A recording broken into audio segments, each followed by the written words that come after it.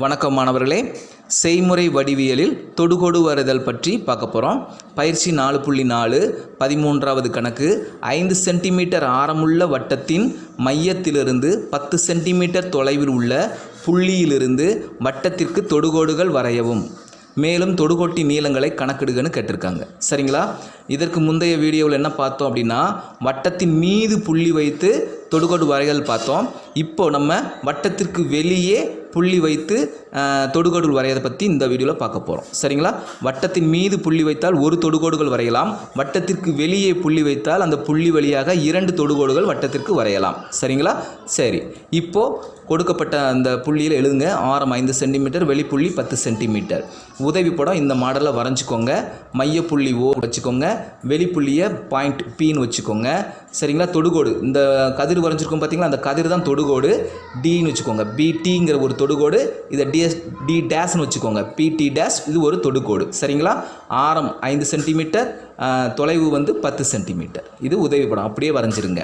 சரி, இந்த உதவி படத்தை பார்த்தே இப்போ நம்ம மெயின் படம் வரைய போகிறோம். எப்படின்னு பாருங்கள். முதல் என்ன பண்ணுங்கன்னா, ஸ்கேலோட உதவியோட 5 சென்டிமீட்டர் கரெக்டாக எடுத்துக்கோங்க.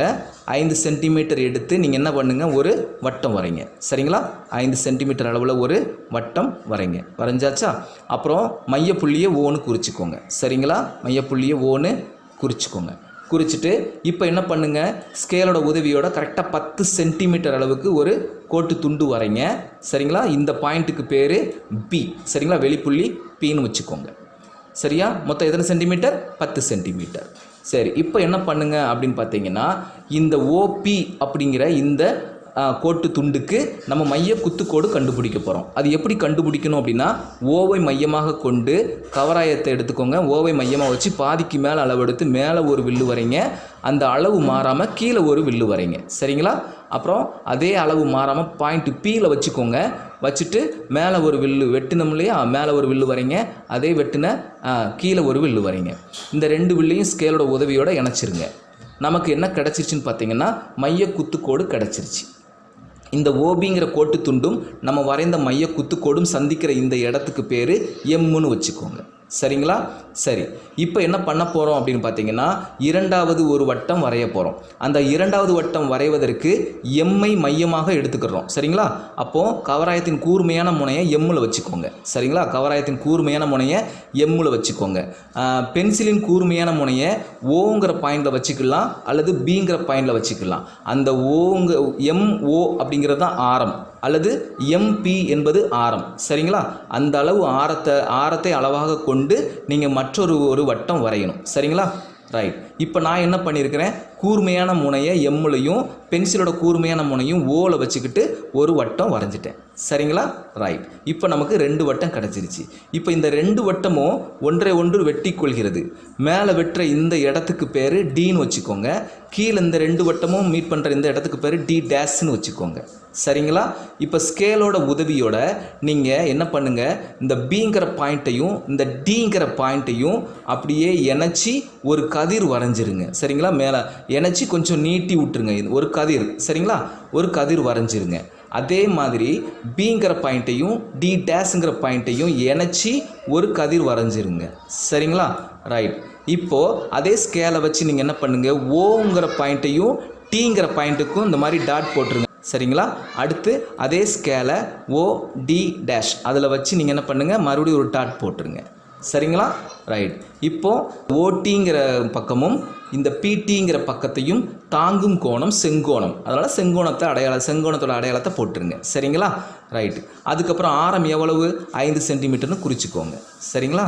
சரி, இப்போது ஸ்கேலோட உதவியோடு நீங்கள் என்ன பண்ணுங்கன்னா, இந்த பியிலேருந்து டிக்கு எவ்வளோ இருக்குன்னு கரெக்டாக அளந்து எழுதிருங்க. நீங்கள் இந்த கதிர் நீளமாக நீட்டி விட்டுருப்பீங்க, அதை நம்ம அளக்கக்கூடாது. நம்ம 2 வட்டமும் சந்தித்த இடத்துல தான் நம்ம பாயிண்ட் வச்சு டின்னு வச்சுருக்கோம். அந்த 2 சந்தித்த இடத்துல கரெக்டாக ஸ்கேலை வச்சு இந்த பி வரைக்கும் எவ்வளவு தூரம் இருக்குன்னு அளந்தீங்கன்னா கரெக்டாக 8.7 சென்டிமீட்டர். சரிங்களா? இதே அளவு தான் கீழேயும் இருக்கும். சரிங்களா? பிடி டேஷும் இதே அளவு தான் இருக்கும். சரிங்களா? இப்போ நமக்கு தேவையான தொடுகோடு கிடைச்சிருச்சு. இது பிடிங்கிற ஒரு தொடுகோடு, பிடி டேஷ் அப்படிங்கிற ஒரு தொடுகோடு கீழ் நோக்கி தொட்டுட்டு போகுது.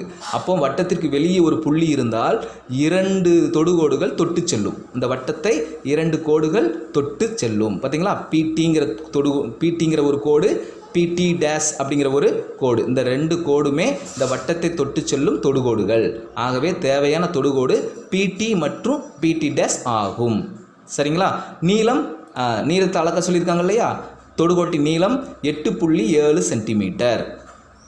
சரி, இப்போ மேலும் தொடுகோட்டி நீளங்களை கணக்கிடுகன்னு கேட்டிருக்காங்கல்ல. இப்போ கணக்கிடுதல் அப்படின்னா என்ன அப்படின்னா, இப்போ பாருங்க, இந்த ஓடிபி, இந்த ஓடிபிங்கிறது ஒரு முக்கோணம். பார்த்தீங்களா? ஓடிபி அப்படிங்கிறது ஒரு முக்கோணம் நமக்கு இருக்குது. அது என்ன முக்கோணம் பார்த்தீங்கன்னா செங்கோண முக்கோணம். செங்கோண முக்கோணம் அப்படின்னாலே நம்ம பித்தாகரஸ் தேற்றம். பிதாகரஸ் தேற்றப்படி கர்ணத்தின் வர்க்கமானது மற்ற இரு பக்கங்களின் வர்க்கங்களின் கூடுதலுக்கு சமம் அப்படின்னு படிச்சிருப்போம். கர்ணங்கட்டா இரண்டையும் வர்க்கப்படுத்தி கூட்டி ரூட் எடுக்கணும். மற்றபடி ஏதாவது ஒரு பக்கம் கேள்வி கேட்டால் கர்ணத்தை வர்க்கப்படுத்தி ஒரு பக்கத்தை வர்க்கப்படுத்தி கழித்து ரூட் எடுக்கணும். அப்படி தானே படிச்சிருக்கோம். இங்கே வந்து பிடியை கேள்வியாக கேட்டிருக்கு. பிடி தானே நமக்கு 8.7 சென்டிமீட்டரு. இந்த பிடியை தான் கண்டுபிடிக்கணும். அப்போ பிடி கண்டுபிடிக்கணும்னா கர்ணம் கொடுத்தாச்சு 10 சென்டிமீட்டர், ஒரு பக்கம் 5 சென்டிமீட்டர் கொடுத்தாச்சு. அப்போ கர்ணத்தையும் ஸ்கொயர் பண்ணணும், ஒரு பக்கத்தையும் ஸ்கொயர் பண்ணி கழித்து ரூட் எடுத்தாச்சுன்னா நமக்கு பிடி கிடச்சிடும். சரிங்களா?